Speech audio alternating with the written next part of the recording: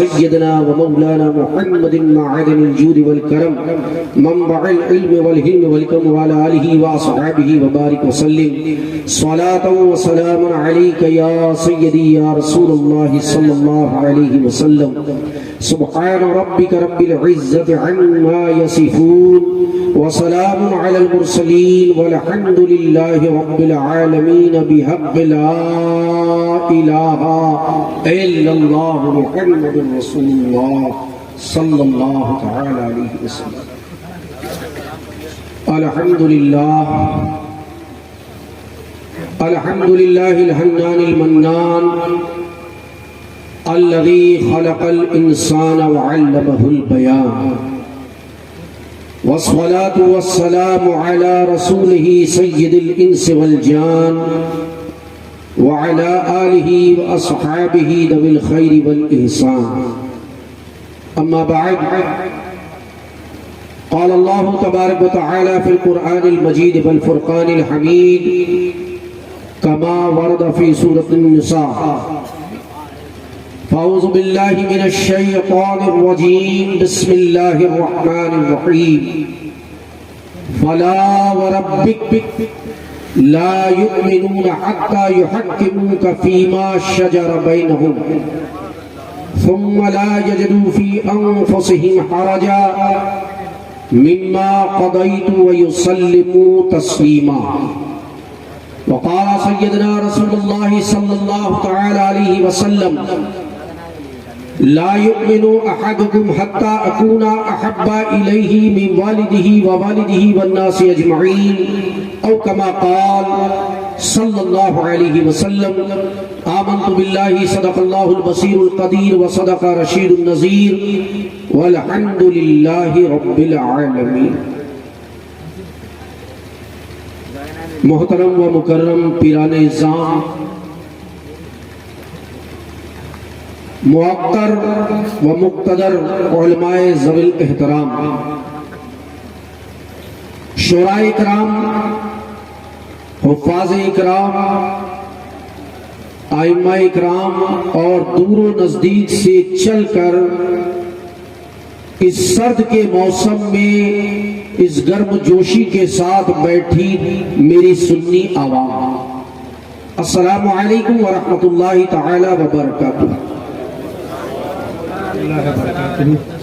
آپ حضرات کچھ سننے کے موڈ میں ہیں؟ پیچھے والوں آدھی تو کرسیاں میں سمجھ رہا ہوں خالی ہو گئی ہیں، کیونکہ ایسا ہوتا ہے نا جب رات اپنے شباب پر ہوتی ہے تو پھر تقریر سنی نہیں بلکہ تقریر کھائی جاتی ہے، حال یہ ہو جاتا ہے. تو اگر آپ کچھ سننے کے موڈ میں ہیں تو پھر سنانے کا موڈ میں اپنا بناتا ہوں، کیونکہ محض فارمیلٹی کر دینا اور چہل قدمی کرنا، ادھر سے اٹھ کر ادھر جا رہے ہیں، چلو ٹھیک ہے بھائی عرس ہو گیا، دستار بندی ہو گئی، کل سے وہی لگ جاؤ اپنے کام میں. اگر یہ کرنا ہے تو اسے کوئی فائدہ نہیں. میں سمجھتا ہوں مجھ سے پیشتر 2 تقریریں اور ہوئی، اور اگرچہ ان پر ہی عمل کر لیا جائے تو ہمارے لیے نجات کا یہ ذریعہ کافی ہوگا. لیکن ہوتا کیا ہے کہ ہم سنتے تو ہیں لیکن عمل کرنے میں، پالن کرنے میں بہت پیچھے رہتے ہیں. بات سمجھ میں آ رہی ہے آپ کی؟ ایکسپٹ کرنے میں، قبول کرنے میں. تو تھوڑی دیر کے لیے میں چاہتا ہوں کہ آپ حضرات اپنی بات چیت کو بالکل موقوف کر دیں. میرے نوجوان جو ادھر کھڑے ہیں، بچے میرے، آگے آپ کرسی پہ بیٹھ جاؤ، کرسی آپ ہی کے لیے لگائی گئی، اطمینان سے بیٹھے. Please keep silence. I would you like to your full attention. تو کچھ سننے اور سنانے کا پھر ماحول بنے. عرض کیا ہے کہ اس بزم مصطفیٰ میں انوار چھا رہے ہیں. اس بزم مصطفیٰ میں انوار چھا رہے ہیں. پڑھ لو درود لوگوں، سرکار آ رہے ہیں. پڑھ لو درود لوگوں، سرکار آ رہے ہیں، اور اللہ کے ولی کو مردہ نہ سمجھو لوگوں، اللہ کے ولی کو مردہ نہ سمجھو لوگوں، ہے پردہ پوش پھر بھی فیضان اٹھا رہے ہیں، ہے پردہ پوش پھر بھی فیضان اٹھا رہے ہیں۔ اور میں سمجھتا ہوں یہ ہمارے بزرگ کنوارے پیر شاہ رحمت اللہ علیہ کا ہی فیضان ہے جو آپ اور ہم سب یہاں جمع ہوئے۔ بے شک بے شک، یہ کوئی 1500 دے کر ووٹ کی لالچ میں بلائی ہوئی عوام نہیں ہے، یہ اپنے بزرگوں کی محبت میں ٹھنڈ کو برداشت کرتے ہوئے اپنے مسلک و مشرب پر قائم رہنے والی عوام ہے۔ یہاں ڈالڈا کا معاملہ نہیں چلتا، سب جانتے ہیں کہ سارے جہان کا فتویٰ بھلے ہی ادھر سے ادھر ہو جائے لیکن بریلی کا فتویٰ نہیں بدلتا، بدلتی ہے تو حکومتیں بدل جاتی ہیں لیکن بریلی کا فتویٰ نہیں بدلتا۔ دیکھو بریلی کے امام کیا کہتے ہیں وہ بھی سن لو۔ فخر زمین و زمن سرمایہ علم و فن بریلی کے تاجدار، ہم غرباء اہل سنت کے مددگار، آیت من آیات اللہ، معجزۃ من معجزات رسول اللہ، کنز الکرامت، جبل الاستقامت، سمندر علم و حکمت، الشاہ امام احمد رضا خان فاضل بریلوی علیہ رحمت و رضوان کیا فرماتے ہیں کہ چمک تجھ سے پاتے ہیں سب پانے والے، میرا دل بھی چمکا دے چمکانے والے۔ چمک تجھ سے پاتے ہیں سب پانے والے، میرا دل بھی چمکا دے چمکانے والے، اور تو زندہ ہے واللہ، تو زندہ ہے واللہ، تو زندہ ہے واللہ، تو زندہ ہے واللہ، میری چشم عالم سے چھپ جانے والے، سبحان اللہ، میری چشم عالم سے چھپ جانے والے، اور رہے گا یوں ہی ان کا چرچا رہے گا۔ دیکھو چرچا ہو رہا ہے کہ نہیں؟ 68 سال گزر گئے، 68واں ہے نا، 67واں، چلیے 68واں بھی ہو جائے گا انشاءاللہ۔ انشاءاللہ اللہ ہم سب کو زندگی عطا کرے۔ 67واں دیکھ رہے ہیں اور اگلے سال انشاءاللہ 68واں بھی دیکھ لیں گے انشاءاللہ۔ اللہ ہماری آنکھوں میں وہ قوت گویائی عطا کرے، قوت بینائی عطا کرے۔ تو کہا ہے ہمارے امام نے کہ تو زندہ ہے واللہ، تو زندہ ہے واللہ، میری چشم عالم سے چھپ جانے والے، اور رہے گا یوں ہی ان کا چرچا رہے گا۔ پڑے خاک ہو جائے جل جانے والے، پڑے خاک ہو جائے جل جانے والے، محبت اور عقیدت کے ساتھ سب سے پہلے اپنی اور ساری کائنات کے مرکز عقیدت، آفتاب رسالت، شہنشاہ نبوت، مخزن جود و سخاوت، پیکر عظمت و شرافت، محسن انسانیت، مالک جنت، عرش کی زیب و زینت، فرش کی نور و نکہت، صاحب انا اعطیناک الکوثر، نیر تابہ، روشن درخشاں، روحی فدا، حضور سراپا نور جناب محمد رسول اللہ صلی اللہ تعالی علیہ وسلم کی مقدس بارگاہ میں ہدیہ درود و سلام کا نذرانہ بآواز بلند پیش کریں۔ اللہم صلی علی سیدنا کریمنا شفیعنا نبینا مولانا محمد کما تحب و ترضى بأن تصلی علیہ صلاۃ و سلام علیک یا سیدی یا سیدی یا سیدی، یا مکی یا مدنی یا عربی یا قرشی یا عرشی یا فرشی یا ہاشمی، یا مطلبی یا قائی یا مولائی یا ملجائی یا رسول اللہ صلی اللہ تعالی علیہ وسلم۔ سب سے پہلے کچھ بنیادی باتیں آپ کو بتا دیتا ہوں۔ میں سمجھتا ہوں تقریر بہت جاندار ہوئی ہے مفتی سلطان صاحب کی، اور جہاں سے انہوں نے چھوڑا ہے میں اسی بات کو لوں گا، جہاں سے چھوڑا ہے وہیں سے لوں گا، لیکن تھوڑا سا بیک گراؤنڈ میں جا کے ہم پہلے بنیاد کی طرف توجہ کر لیتے ہیں۔ بنیاد، جڑ صحیح تو شاخیں صحیح، اور یہ سب شاخیں ہی تو ہیں۔ بے شک، ایک شاخ یہاں ہے، ایک اجمیر میں ہے، بے شک، ایک کلیر میں ہے، ایک پانی پت میں ہے، یہ سب شاخیں ہی ہیں، لیکن ذرا بنیاد کی طرف توجہ ڈالیں، کیونکہ آج کا دور بڑا بھیانک دور. 1400 سالہ اسلام کی تاریخ بتاتی ہے. کتنے سالہ؟ 1400 سالہ اسلام کی تاریخ بتاتی ہے کہ جو حال آج مسلمانوں کا ہو رہا ہے 1400 سال میں کبھی ایسا حال نہ تھا جو حال آج ہے.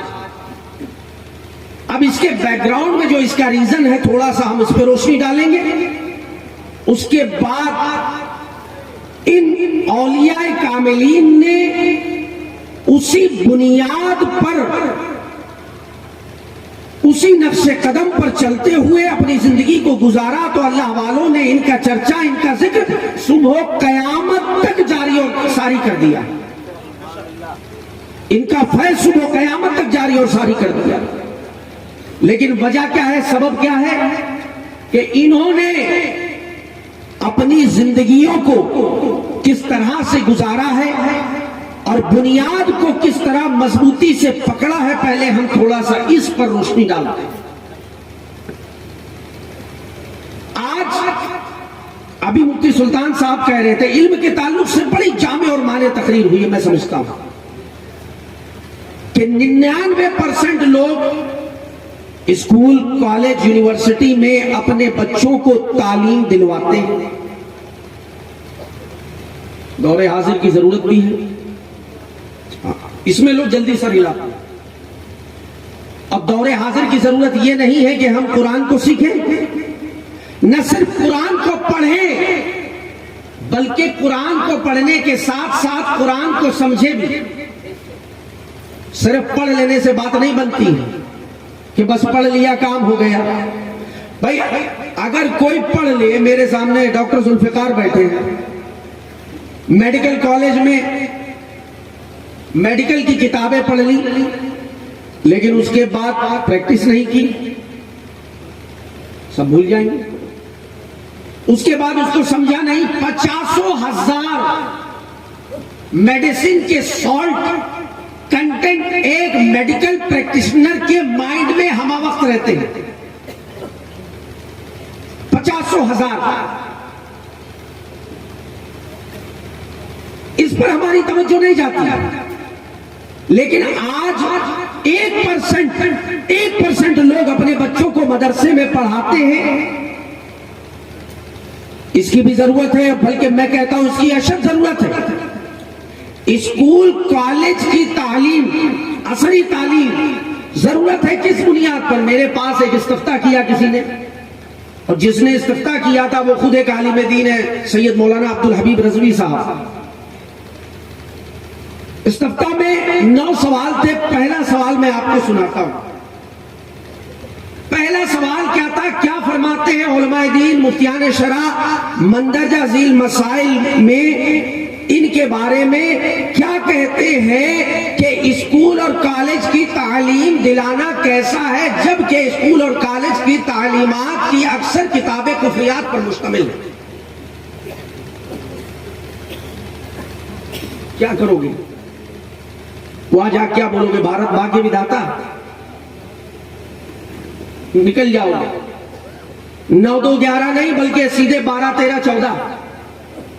وہ کیا کہتے ہیں پہلی بال میں، حالانکہ وہ بال کا بھی تذکرہ میں ابھی بتا دوں گا، وہ بھی چھیڑا تھا انہوں نے نا، کرکٹ کی بات کی تھی، اس کا بھی میں خلاصہ کر دوں گا. مجھے کیا ہے تھوڑا وقت زیادہ لگتا ہے اور اسی لیے مجھے بالکل آخر میں دیا گیا کہ اب لے لیجیے آپ، یہاں سے فجر تک آپ ہی آپ ہیں، بیچ میں کوئی نہیں ہے. ڈو ناٹ ڈسٹرب کا بورڈ لگا ہوا ہے.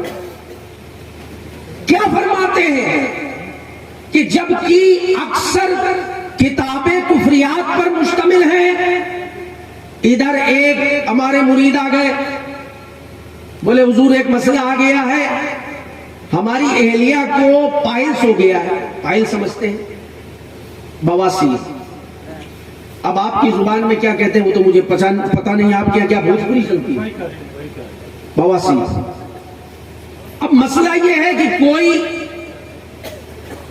یہاں پر لیڈی ڈاکٹر ہے نہیں، سب کے سب جینٹس ہیں. اور غیر محرم کے سامنے ستر کھولنا یہ حرام ہے. اب کیا کیا جائے؟ اور اگر نہیں علاج کرواتے ہیں، ٹریٹمنٹ کرواتے ہیں تو بیماری بڑھ جائے گی، مرض بڑھ جائے گا اور جان بھی جا سکتی ہے، اور جان کا بچانا فرض ہے. بولو پھنس گئے دونوں طرف سے. جان بچانا فرض ہے، جیسے نماز فرض ہے، علم کا حاصل کرنا فرض ہے، اسی طرح جان بچانا بھی فرض ہے. حالانکہ جان تو سبھی بچاتے ہیں، وہ اس لیے نہیں بچاتے ہیں کہ فرض ہے، وہ اس لیے بچاتے ہیں کہ جان سے ہم کو بڑی محبت ہے.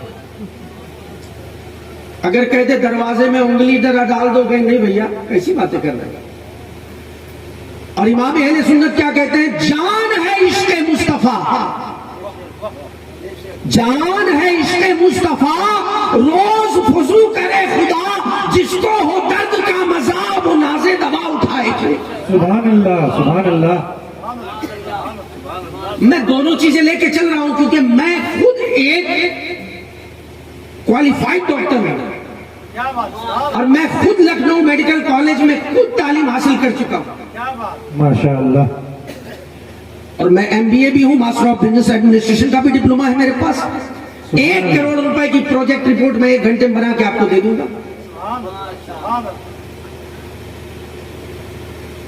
لیکن میں سمجھتا ہوں سب بیکار ہے.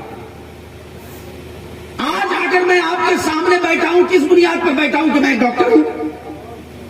کس بنیاد پر بیٹھا ہوں؟ کہ میں ایک ایم بی اے ہولڈر ہوں. کس بنیاد پر بیٹھا ہوں؟ کہ میں دین کی بات آپ کو بتا رہا ہوں، دین کا علم آپ تک پہنچا رہا ہوں. تو اصل کیا ہوا پھر؟ جو مدرسہ اسلامیہ میں دیا جا رہا ہے، پھر اصل وہی ہوا نا. جب سارا کا سارا سرمایہ، میں تو کہتا ہوں میں اس ہار کے بھی قائل نہیں ہوں. میں کہتا ہوں یہ ہار بھی آپ ڈال گئے، آپ کی محبت ہے، اس میں کوئی تعارف نہیں، کوئی ٹکراؤ نہیں. لیکن جب ساری گمراہی کا معاملہ اس طرح ہو رہا ہو کہ سارا کا سارا مال گمراہی پر لگایا جا رہا ہو، تو اس کے برعکس سارا کا سارا مال ہمیں گمراہی سے بچانے کے لیے دین علم کی درسگاہ پر لگا دینا چاہیے، علم دین کی درسگاہ پر صرف کر دینا چاہیے. یہ تو کیا ہے، آج ڈال دیا، صبح نکال دیا، اس کے بعد بکری کھائے گی، کام ختم. لیکن جو مدرسے میں دے دیں گے وہ سسٹم چلتا رہے گا. ایک حافظ بنے گا، پھر وہ دوسرے کو بنائے گا، پھر وہ دوسرا بنے گا، وہ تیسرے کو بنائے گا، پھر وہ چوتھے کو بنائے گا، وہ چلتا رہے گا. یہ ہار کا سلسلہ صبح ختم ہو جائے گا. سبحان اللہ، کیا بات ہے. تو یہ پیسہ بھی مدرسے میں لگنا چاہیے. اور ہر انسان کو میں نقطہ دے رہا ہوں، جس کو پسند آئے، میرا سودا کھلا ہے، کوئی زبردستی کی بات میں نہیں کرتا. As you like. بھائی یہی ہے نا معاملہ سارا. آخر میں قرآن نے بھی کہہ دیا ہے لکم دینکم، پھر تمہیں تمہارا دین مبارک، ہمیں ہمارا دین مبارک، سب کچھ بتا دیا اور لاسٹ میں پھر یہ نقطہ دے دیا. تو اب ہر انسان کو، چاہے وہ مزدور ہو، میل مالک ہو، تاجر ہو، ملازم ہو، افسر ہو، مزدور ہو، ہر انسان کو کم سے کم اپنی طرف سے، اپنی حلال کمائی سے 1000 روپے مہینہ ہر انسان کو اپنی طرف سے مدرسے میں دینا چاہیے. کیا بات ہے، بہت آسان ہے، میں بھی دیتا ہوں، میں بھی کرتا ہوں. میری اکیڈمی چل رہی ہے، انٹرنیشنل لیول پر چل رہی ہے، یو کے میں بھی ہے، کینیڈا میں بھی ہے، الحمدللہ آسٹریلیا میں بھی ہے. ماشاءاللہ. صرف نارتھ امریکہ اور ساؤتھ امریکہ میں کام بچا ہے، وہ بھی انشاءاللہ جلد شروع ہو جائے گا. انشاءاللہ. آپ حضرات دعا کر دیں، اللہ کس کی دعا قبول کر لے، ان اولیاء اکرام کے صدقے میں قبول ہو جائے. مقصد ہمارا یہی ہونا چاہیے. لیکن آج اب آپ اندازہ لگائیں، وہ مرید ہمارے پاس آئے، بولے کوئی لیڈی ڈاکٹر نہیں ہے، وائف کو، مسز کو، اہلیہ کو پائلس ہو گیا، آپ کریں تو کیا کریں؟ تو میں نے کہا آپ کیا چاہتے ہیں؟ بولے میں یہ چاہتا ہوں کہ ہماری بچیاں میڈیکل کالج میں پڑھیں، تعلیم حاصل کریں اور گائنوکالوجسٹ بنے، تبھی تو ہماری ماں اور بہنوں کا علاج ہوگا، بیٹیوں کا علاج ہوگا. نہیں تو ہمیں غیروں کے پاس ان کو لے کے جانا پڑے گا، مجبوری ہے. ایک بات صحیح ہے. لیکن میں اپنے زمانے کی بات بتا رہا ہوں، 1992 سے لے کر 95 تک میں رہا میڈیکل کالج میں، اور اس زمانے کی بات آپ کو بتا رہا ہوں تو 2023 چل رہا ہے. ایسا کوئی فرد نہ تھا جس ایک کا دوسرے کے ساتھ لائن میں ڈکا نہ ہو. زیادہ تر یہی ہوتا ہی ہے کالجوں میں، کھلی بات ہے، وہ کسی سے چھپی نہیں ہے. بہت کچھ تو ابھی مفتی سلطان صاحب واضح کر گئے، لیکن کیا ہے ہمارا ذہن اس طرف جاتا نہیں ہے. ہم سنتے ہیں، اس کے بعد دوسرے دن اپنے کام میں لگ جاتے ہیں. اب سوال کیا ہے کہ ہم اگر تعلیم نہیں دلواتے میڈیکل کی تو ہمارے ساتھ یہ پرابلم ہے، اور دلواتے ہیں تو یہ پرابلم ہے، تو کرے تو کیا کرے؟ پھنس گئے بیچ میں. تو اس کی ایک سیدھی مثال لے لو. کسی کو 2 بالٹی پانی کی ضرورت ہے اور اللہ نے 2 ہاتھ بھی دیے ہیں. اب جس کے پاس قوت ہوگی وہ 2 بالٹی پانی ایک ساتھ اٹھا کے چل سکے گا، لیکن جس کے پاس 2 بالٹی پانی اٹھانے کی قوت نہیں ہوگی تو وہ کیا کرے گا؟ وہ ایک ہی بالٹی پانی اٹھائے گا نا، یہی کرے گا نا. اور پانی ضرورت ہے. اب تو بھارت سرکار نے بھی کہہ دیا جل ہی جیون ہے. تو اگر دونوں چیزیں تم ایک ساتھ حاصل کر سکتے ہو تب تو تم آگے بڑھو، اور اگر 2 چیزیں حاصل نہیں کر سکتے ہو، کئی بار ایسا ہوتا ہے زیادہ کے چکر میں کم بھی چلا جاتا ہے. 2 ناؤ کی سواری کرتے ہیں، کہتے ہیں چلو اس میں بھی ہو جائے. آج کل تو ماحول ہی ہے کہ دونوں ہاتھ میں لڈو. وہ 2 کے چکر میں کیا ہوتا ہے کہ وہ ایک بھی چلا جاتا ہے. تو پہلے ضروری ہے علم دین. پہلے کیا ضروری ہے؟ علم دین. اور میں یہ نہیں کہتا، یہ تو حافظ ہونا فرض کفایہ ہے. اگر پوری بستی میں سے ایک بھی حافظ ہو گیا تو کافی ہے، کفایت کرے گا. مگر علم حاصل کرنا یہ کیا ہے؟ ہر ایک پر فرض عین ہے. کیا ہے؟ فرض کفایہ نہیں ہے، یہ فرض عین ہے. ہر ایک کو اپنا اپنا حاصل کرنا ہے. کوئی یہ نہیں کہہ سکتا میرے بدلے تم کرنا. تو کم سے کم کچھ نہیں تو 2 سال 3 سال اپنے بچوں کو مدرسے میں پڑھاؤ. درس نظامی پڑھاؤ. ضروری نہیں ہے کہ سب کے سب عالم ہی بن جائے، فاضل ہی بن جائے، لیکن اگر 2-3 سال بھی پڑھ لیے میں سمجھتا ہوں تو اتنا علم تو ضرور آ جائے گا کہ وہ یہ سمجھ سکیں گے کہ ان کے لیے ضروری کیا ہے اور غیر ضروری کیا ہے. اس کی پہچان ہو جائے گی. اور آج یہی پہچان نہیں ہوتی. آج ہمارے یہاں کیا ہوتا ہے، جلسے ہوتے ہیں، رات بھر جلسے ہوتے ہیں. اب دیکھیے کیا 1:45 بج رہا ہے، 3 بجے تک تقریر ہو گئی، 4 بجے تک تقریر ہو گئی، 9 بجے سے لے کر اس کے بعد کیا ہے کہ بھیا جلسہ ختم ہو گیا، چلو سلام پڑھو. اور اس کے بعد جا کے کہے تھوڑی دیر بھائی تھک گئے، بیٹھے بیٹھے کمر دکھ گئی، لا تھوڑا سا کمر سیدھی کر لیں.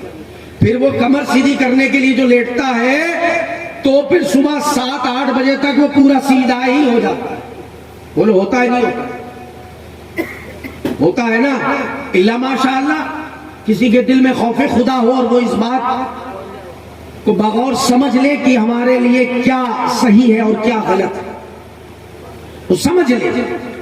آج 1400 سالہ تاریخ میں جب یہ چیز دیکھی جا رہی ہے، آپ دیکھیں تو معلوم ہو رہا آج کا دور ایسا بھیانک دور، آج کے حالات ایک ایسے بھیانک حالات ہیں، ایسا بھیانک موڑ لے چکا ہے کہ اس سے پہلے ایسا دور کبھی نہ گزرا. کیوں؟ آج سائنس کا دور ہے. تھوڑا سا ہم سائنٹیفک رخ کی طرف چلتے ہیں. سائنس کا مادیت کا دور ہے. اور یہ بھی میں آپ کو بتا دوں، سائنس کا اور اسلام کا آپس میں 36 کا آنکڑا ہے. کتنے کا آنکڑا؟ بولو بھیا، نیند آ رہی ہے آپ کو؟ قرآن کی بات بتا رہا ہوں میں. 36 کا آنکڑا ہے. کیوں؟ سائنس کہتی ہے ہم دیکھیں گے تو مانیں گے. کہ بخار آ گیا ہے، لگاؤ تھرمامیٹر. کھانسی ہو رہی ہے، لگاؤ اسٹیتھوسکوپ اور دیکھو کہ سینے کی حالت کیا ہے. دیکھیں گے تب پرسکرائب کریں گے. بنا دیکھے مریض کو لے کر آؤ. سائنس کہتی ہے نا، مریض کو لے کر آؤ، ایگزامن ہوگا، اس کے بعد کوئی نسخہ تجویز کیا جائے گا. سائنس کہتی ہے دیکھیں گے تو مانیں گے، اور اسلام کہتا ہے بغیر دیکھے مانو. کیا بات ہے. اسلام کیا کہتا ہے؟ بغیر دیکھے مانا. کہاں کہتا ہے؟ اٹھاؤ پہلا پارا، پہلے پارے میں ہی کہہ دیا الذین یؤمنون بالغیب. ایمان والے تو وہی ہیں جو بغیر دیکھے مان لیا کرتے ہیں. ایمان والے کون ہیں؟ بغیر دیکھے مان لیا کرتے ہیں. آج کچھ اٹنگا پاجامہ والے بھی کہتے ہیں ہم ایمان والے. کچھ گھوڑے کی دم کی طرح ہاتھ اوپر نیچے کرنے والے بھی کہتے ہیں ہم ایمان والے. وہ بھی کہتے ہیں. اور اسی طرح ہماری سوسائٹی میں گلے ملے ہیں. اور ہمارا حال کیا ہے ہماری عوام کا کہ جب ادھر آ گئے تو ادھر کے ہو گئے نعرے تکبیر و نعرے رسالت بلند کرتے ہیں، اور جب ادھر جاتے ہیں تو ادھر والوں میں بیٹھ کر چائے کی چسکیاں لیتے ہیں. آج یہی معاملہ ہے. بھارت سرکار تو کہتی ہے کہ بھائی 145 کروڑ میں 45 کروڑ مسلمان ہیں. کتنے؟ بولو بھیا آواز آ رہی ہے آپ کو؟ ساؤنڈ سسٹم تو ماشاءاللہ آپ نے بہت شاندار لگوایا. انتظام آپ کا بہت شاندار ہے. اللہ کرے کہ آپ لوگ بھی شاندار ہو جائیں، آپ کے کردار و افعال بھی شاندار ہو جائیں، آپ کے طور و اطوار بھی شاندار ہو جائیں، آپ کے ایمان بھی شاندار ہو جائیں. بس یہیں پر تھوڑی سی کسر رہ جاتی ہے. ایمان والے وہی ہیں جو بغیر دیکھے مان لیا کرتے ہیں. اب وہ کہہ رہا ہے کہ ہم بھی ایمان والے ہیں، یہ کہہ رہے ہم بھی ایمان والے ہیں، اٹنگا پاجامہ والا کہہ رہا ہم بھی ایمان والے ہیں. تو بھیا ایمان والا ہے کون؟ اور مسئلہ سب سے بڑا ایمان کا ہی ہے. آپ جلسے میں آئے 1 گھنٹہ رکو، 2 گھنٹہ رکو، 4 گھنٹے رکو، 5 گھنٹے رکو، 1 گھنٹے کا ثواب بھی ایمان کی بنیاد پہ ملے گا، 2 گھنٹے کا ثواب بھی ایمان کی بنیاد پہ ملے گا، اور ساری رات رکنے کا ثواب بھی ایمان ہی کی بنیاد پر ملے گا. قرآن نے اعلان کیا صاف صاف من عمل صالحا من ذکر او انثى وهو مؤمن فلنحيينه حیاتا طیبہ. جو نیک عمل کرے، مرد ہو یا عورت ہو، لیکن ہو وہ مؤمن ایمان والا، وہو مؤمن فلنحيينه حیاتا طیبہ، تو ہم اسے صالح زندگی عطا کر دیں گے. دیکھو کیسی صالح زندگی عطا کرتی.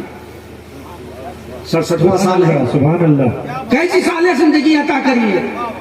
تو ان کا کردار بھی دیکھو، ان کے طور و اطوار بھی دیکھو، ان کے نظریات بھی دیکھو، ان کا ایمان بھی دیکھو کہ سودا نہ کیا.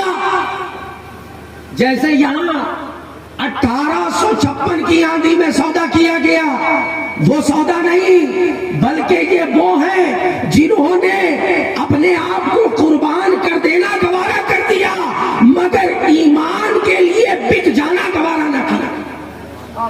بے شک ایمان کی خاطر بک جانا گوارا نہ کیا. کیوں؟ جانتے ہیں کہ ایمان ہے جبھی تو جہان، جبھی تو جہان. لیکن آج معاملات یہی ہیں.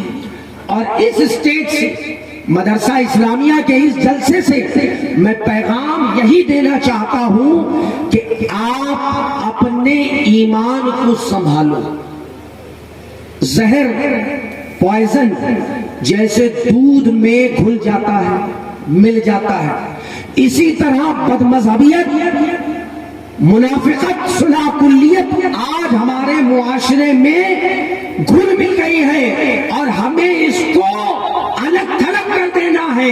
کیونکہ قرآن کا فیصلہ ہے وَلَا تَلْبِسُوا الْحَقَّ بِالْبَاطِلِ وَتَكْتُمُوا الْحَقَّ وَأَنْتُمْ تَعْلَمُونَ، کہ حق اور باطل کو ملاؤ نہیں بلکہ الگ رکھو اگر تم جانتے. کوئی جانتا نہیں ہے کہ یہ بددین ہے، بد مذہب ہے، ناہمزار ہے، نالائق ہے، بدبخت ہے. لیکن آج لوگوں میں ماحول کیا کریٹ کیا جاتا ہے کہ نہیں بھائی کسی کو برا بھلا مت کہو، کسی کو برا بھلا مت کہو، لیکن کبھی غور کیا آپ نے، ابھی یہ دو حافظ جن کی دستار بندی ہوئی، ابھی ان کے پیچھے آپ نماز پڑھنے جائیں، کہیں امامت کریں، کہیں نہ کہیں تو کریں گے. آپ نماز پڑھنے جائیں، کہیں بھئی ہم تو نماز پڑھنے آئے، کسی کو برا بھلا کہنے نہیں آئے. اب حافظ صاحب کھڑے ہوئے نماز پڑھانے، اب نماز پڑھا رہے ہیں، قرات کر رہے ہیں، سناسمہ علی الخرطوم. آپ کہیں گے جی ہم تو نماز پڑھنے آئے ہیں، ہم کسی کو برا بھلا کہنے نہیں آئے. مگر حقیقت کیا ہے کہ قرآن نے کہا ہے کہ ہم اس کی سور جیسی تھوتنی پر داغ دیں گے. وہ کون ہے؟ وہ گستاخ رسول ہے، وہ غدار رسول ہے، وہ رسول کا غدار ہے، رسول کا گستاخ ہے. اس لیے اللہ نے اس کی تردید کی. اور ہم کہتے ہیں نہیں جی ملا جلا کر، اچھے بھی اور سڑے بھی سب ملا جلا کے رکھو، سب ٹھیک ہو جائے گا. کبھی ایسا ہوتا ہے؟ ارے زیادہ نہیں میں کہتا ہوں. ابھی آپ 3 سال پہلے تھوڑا بیک گراؤنڈ میں چلے جاؤ. ابھی کووڈ-19 کی ایک لہر آئی تھی. ادھر دیکھو بھیا، میں قرآن کی بات بتا رہا ہوں آپ کو، کوئی اور بات نہیں بتا رہا. اور میں تو آپ ہی کے لیے آیا ہوں. میں تو یہ سمجھتا ہوں نا، یہ کوئی میرا احسان نہیں ہے، دین تو میرے گھر کا ہے، اور یہ میرا کام ہے کہ آپ تک پہنچاؤں. میں اپنے خرچ سے پہنچاؤں، اپنی طاقت سے پہنچاؤں، کیونکہ یہ میری ڈیوٹی ہے. It is my duty. یہ آپ کا احسان ہے، یہ مدرسے والوں کا احسان ہے کہ انہوں نے مجھے بلایا اور دین کی بات آپ تک پہنچانے کا موقع دیا. تو میری فیس، میرا نذرانہ یہی ہے کہ آپ اپنی سماعتوں کو میرے حوالے رکھیں، جتنی دیر آپ سننا چاہیں. کوئی زبردستی کا سودا نہیں ہے. تو آج یہ پیغام دیا جاتا ہے کہ بھائی نہیں، کسی کو برا بھلا مت کہو، کسی کی برائی مت کرو. ہم تو نماز پڑھنے آئے ہیں، ہم تو عبادت کرنے آئے ہیں. دیکھو وہ بھی عبادت کرنے آئے تھے، وہ بھی نماز پڑھنے آئے تھے، لیکن کیا ہوا؟ 350 مرد اور 100 عورتیں. کتنے ہو گئے بتاؤ بھیا؟ 450. گنتی تو آتی ہے نا. 350 مرد اور 100 عورتیں، 450 لوگ جن کو مسجد سے نام لے لے کر نکالا گیا. اخرج من هذا المسجد یا فلاں ابن فلاں، باہر نکل مسجد سے، تو منافق ہے. یہ نماز پڑھنے نہیں آئے تھے کہ آلو بیگن بیچنے آئے تھے. بھائی مسجد میں کوئی کیا کرنے آتا ہے؟ مسجد میں کوئی کیا کرنے آتا ہے؟ آپ کہیں گے جی مسجد میں جو بھی آتا ہے اللہ اللہ کرنے آتا ہے، عبادت کے لیے آتا ہے، ریاضت کے لیے آتا ہے، اللہ کی رضا کے لیے آتا ہے. لیکن نہیں، سب اس کے لیے نہیں آتے. یہ بات اپنے ذہن میں بھی رکھ لو. کچھ لوگ فتنہ پھیلانے کے لیے بھی آتے ہیں، کچھ لوگ مسجد میں فتنہ پھیلانے کے لیے بھی آتے ہیں، اور ان کا کام کیا ہوتا ہے؟ مسجد میں فتنہ پھیلانا. درود پاک پڑھ لیجیے، اللہم صلی علی سیدنا حبیبنا شفیعنا نبینا صلاۃ و سلام علیک یا سیدی یا حبیبی یا رسول اللہ صلی اللہ علیہ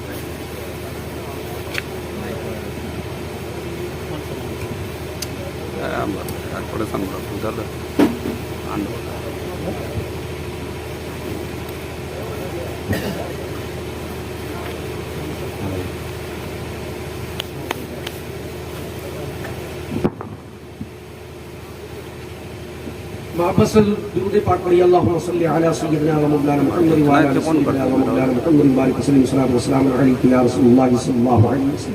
بڑی کام کی باتیں آپ کو بتا رہا ہوں. آپ چاہیں تو اسے اپنے دل کی ڈائری پہ نوٹ کر لیں، اور آپ چاہیں تو وہ آپ کی مرضی.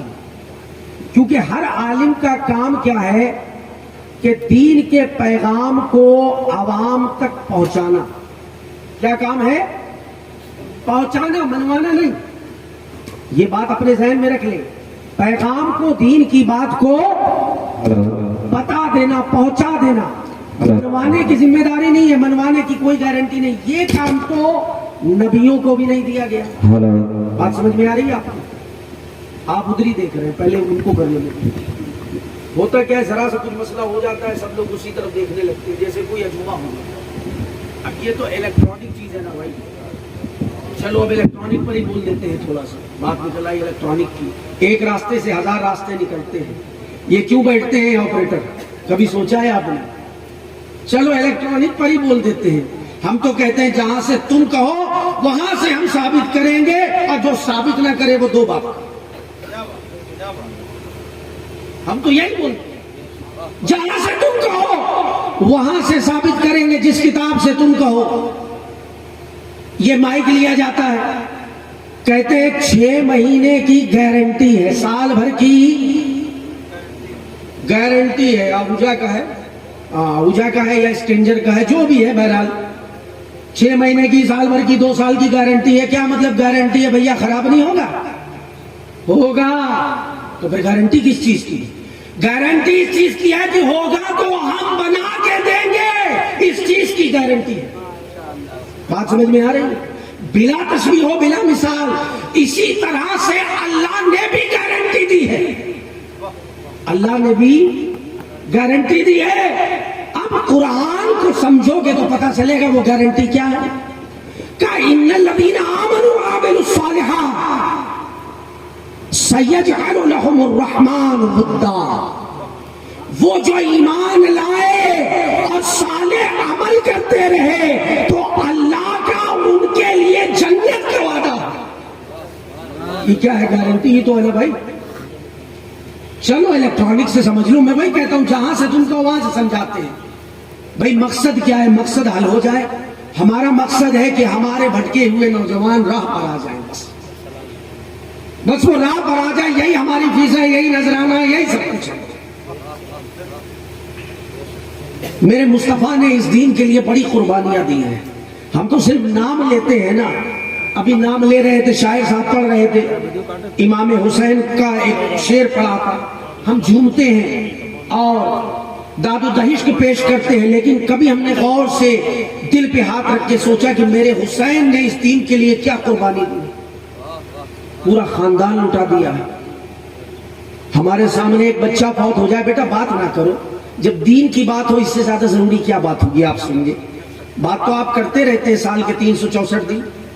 ایک دن کے لیے میں آیا ہوں اور ایک دن بھی پورا نہیں لے رہا ہوں, بس چند گھنٹے, تھوڑی سی مہلت. ایک بچہ فوت ہو جائے پورا پریوار افسردگی میں تبدیل ہو جاتا ہے, پورا گھر ماتم کتا بن جاتا ہے. لیکن یہاں پورا کا پورا خاندان لٹا دیا میرے حسین نے. کبھی غور کیا ہے؟ کبھی سوچے؟ ہمارا تو معاملہ یہی ہے کہ منافقت کی طرح سے اس طرز عمل پہ ہماری زندگی گزر رہی ہے. کہیں نہ کہیں ہم کمپرومائز کر لیتے ہیں کہ یار رشتہ داری ہے, کہیں نہ کہیں ہماری ناطے داری ہے, کہیں نہ کہیں ہمارے بزنس کا معاملہ ہے, کہیں نہ کہیں ہمارے شب و روز کی زندگی کا معاملہ ہے. لیکن حقیقت یہ ہے کہ ہماری اصل زندگی وہ ہے جو آخرت کی زندگی ہے. یہ تو چند دن کی ہے. میں کہتا ہوں نا, آپ بکرے کا گوشت کھا لو, بڑے کا کھا لو, چکن کھا لو, چٹنی کھا لو, یا کچھ نہ بھی کھاؤ, زندگی گزر ہی جائے گی, گزر ہی جائے گی, رکے گی نہیں. وہ تو چل ہی رہی, ریل چل رہی ہے نا. جیسے یہ میموری اس میں اسٹور ہو رہا ہے سارا ڈیٹا, اسی طرح سے ہماری زندگی کی میموری بھی فل ہو رہی ہے. اور ایک دن یہ معاملہ بالکل فل ہو جائے گا, اس کے بعد کسی کو مہلت نہیں ملے گی, اس کے بعد پھر کسی کو مہلت نہیں ملے گی. اور یہ بات آپ کو آج میں بتا رہا ہوں, قرآن نے 1400 سال پہلے اس بات کو بتا دیا ہے. کتنے سال پہلے؟ 1400 سال پہلے کہہ دیا, وَلَن يُؤَخِّرَ اللَّهُ نَفْسًا إِذَا جَاءَ أَجَلُهَا وَاللَّهُ خَبِيرٌ بِمَا تَعْمَلُونَ. 28واں پارہ ہے سورہ منافقون کی, آیت نمبر 10 ہے کہ جب وقت آ جائے گا اس دنیا سے رخصتی کا تو اللہ کسی جان کو ایک لمحے کی مہلت بھی نہیں دے گا. آج ہمارے پاس وقت ہے کہ ہم دین کو سمجھیں, اپنے ایمان کی حفاظت کریں, بد مذہبوں سے, صلاح کلیوں سے اپنے دین کو بچائیں، اپنے ایمان کو بچائیں، اور علماء اہل سنت کی ہم صحبت اختیار کریں. ان کے پاس بیٹھے کم سے کم ہمیں علم حاصل کرنے کا موقع نہیں مل رہا ہے. کام کرتے ہیں، ہر انسان اپنے اپنے شعبے میں کوئی بھی کام کرتا ہو، لیکن جہاں سارے کام کاج کرنے کے بعد ٹوائلٹ اور باتھ روم کے لیے وقت نکالتا ہے نا؟ بولو نکالتے ہیں کہ نہیں نکالتے؟ کہیں ایسا تو نہیں کسی کو بھیا جانا ہو ٹوائلٹ تو کہہ دیں بھیا ٹائم نہیں ہے، کیا کریں کہ جانا تو ہے پرنتو کا معاملہ آ جائے. جاتے ہیں نا تو اپنے شب و روز کی زندگی کے کام کاج میں سے کم 1 گھنٹہ نکال کر ان علماء کی صحبت میں آ کے بیٹھے. اب آ کے بیٹھو گے وہ بھگائیں گے نہیں، اس کی گارنٹی میں لیتا ہوں.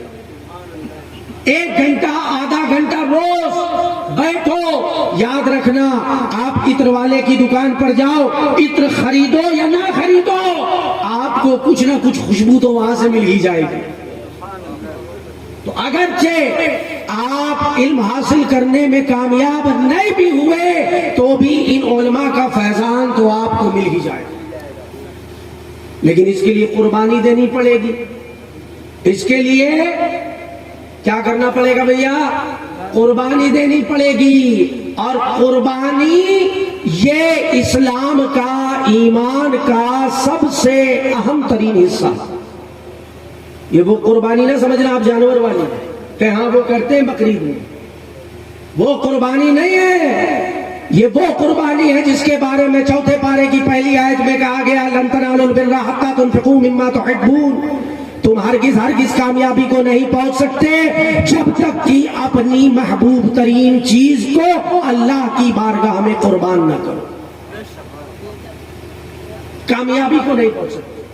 کامیابی، success, what is the success? یہ سکسیس کیا ہے؟ میڈیکل پریکٹیشنر بن جانا یہ سکسیس ہے. بہت زیادہ دولت مند بن جانا یہ سکسیس ہے. سرمایہ دار بن جانا، زمیندار بن جانا، پلاٹنگ کا کاروبار وسیع و عریض کر لینا یہ سکسیس ہے؟ نہیں. تو پھر سکسیس کیا ہے؟ What is the definition of success? Success کیا ہے؟ سکسیس یہ ہے کہ ان اولیاء کرام کے صدقے میں، ان کی نالائن کے صدقے میں ہمیں جو ایمان ملا ہے. یاد رکھو میرا پور کے غیور مسلمانوں، ان اولیاء اللہ کے صدقے ہمیں جو ایمان ملا، اس ایمان کے ساتھ دنیا سے رخصت ہو جانا یہی سکسیس ہے. یہی سکسیس ہے.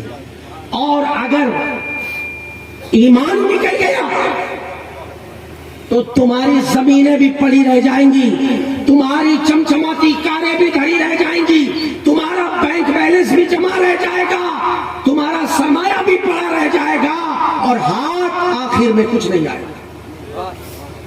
کچھ نہیں آئے گا. اس لیے کہا ہے کہ اپنی قیمتی چیز کو، اور قیمتی چیز کیا ہے بھیا؟ سب سے قیمتی چیز ایمان ہے. سب سے قیمتی چیز. اور ایمان کے بعد دوسرے نمبر پہ کیا قیمتی ہے؟ پہلا نمبر تو ایمان کا ہو گیا، دوسرا نمبر ہے وقت، ٹائم، سمے. کہتے ہیں نا سمے بڑا بلوان ہے. اور صرف بلوان ہی نہیں بلکہ مہابلشٹ بلوان ہے. کیسا؟ سمے قیمتی ہے، اسے نشٹ نہ کرو. آج مجھے حیرت ہو رہی ہے، بتائیے کرکٹ میچ کے لیے دعائیں کرائی جا رہی ہیں. لا حول ولا قوت الا باللہ العلی العظیم. پیپر میں ہیڈ لائن آئی کہ فلاں فلاں محلے کے لوگوں نے مسجد کے امام سے انڈیا ٹیم کو جیتنے کے لیے دعا کروائی. لا حول ولا قوت الا. چلو قرآن کی سنتے ہیں. 70واں پارہ ہے، پہلی آیت. عباس مولوی بھی کہتے ہیں کہ کرکٹ میں کوئی قباحت نہیں ہے. میں نے کہا بھی تم نے پھر قرآن کو سمجھائی کیا؟ اور سمجھائے گا بھی کون؟ اللہ کے نبی نے کیا فرمایا تھا؟ میں 2 چیزیں تمہارے بیچ چھوڑے جا رہا ہوں. کتنی؟ 2 چیزیں تمہارے بیچ، تمہارے لیے 2 چیزیں. کتنی؟ ہاتھ اٹھا کر بولو ذرا. کتنی؟ یہ میں سبحان اللہ الحمدللہ والی تقریر نہیں کرتا ہوں، میرے پاس اتنا وقت نہیں ہے بھیا. کہ زور سے بولو، مچل کے بولو، ٹہل کے بولو، اتنا وقت نہیں میرے پاس. آپ سن لو، سمجھ لو، عمل کر لو، بس میں کامیاب اور آپ بھی کامیاب. دو چیزیں چھوڑے جا رہا ہوں. ایک تو ہے کتاب اللہ تعالی، اللہ کی کتاب، اور دوسری چیز کیا ہے؟ فرمایا کہ دوسری چیز ہے وعطرت اہل بیت، میری اہل بیت. اب اس میں بھی نقطہ ہے، وہ تھوڑا سا واضح کر دیتا ہوں، اجازت ہو تو. اجازت ہے کہ یہ کیوں کہا؟ ایک تو اللہ کی کتاب ہے، یہ بات سمجھ میں آ گئی. قرآن سب سے افضل کتاب ہے، وہ آپ نے سن لیا مفتی سلطان صاحب کی زبانی. اس پر میں زیادہ آؤٹ لائن نہیں دوں گا. ہاں، اس پر وعطرت اہل بیت ہی پر میں ایک آؤٹ لائن دیتا ہوں، سے تفصیل میں نہیں جاؤں گا. بھائی یہ بھی تو کہا جا سکتا تھا کہ دوسری میری اصحاب ہے، جو دوسری شے ہے، جو دوسری چیز ہے وہ میرے اصحاب ہیں، صحابہ اکرام ہیں. لیکن نہیں. کیوں؟ صحابہ اکرام کا دور کب تک رہا؟ 60 ہجری، 70 ہجری، 75 ہجری، 78 ہجری، 80 ہجری آتے آتے معاملہ. تو اگر یہ کہا جاتا کہ دوسرے نمبر پہ میرے صحابہ اکرام، ان کو پکڑ کے رکھو، تو جب صحابہ اکرام ظاہری طور پہ دنیا سے چلے گئے تو بھیا پکڑے کیسے؟ نہیں.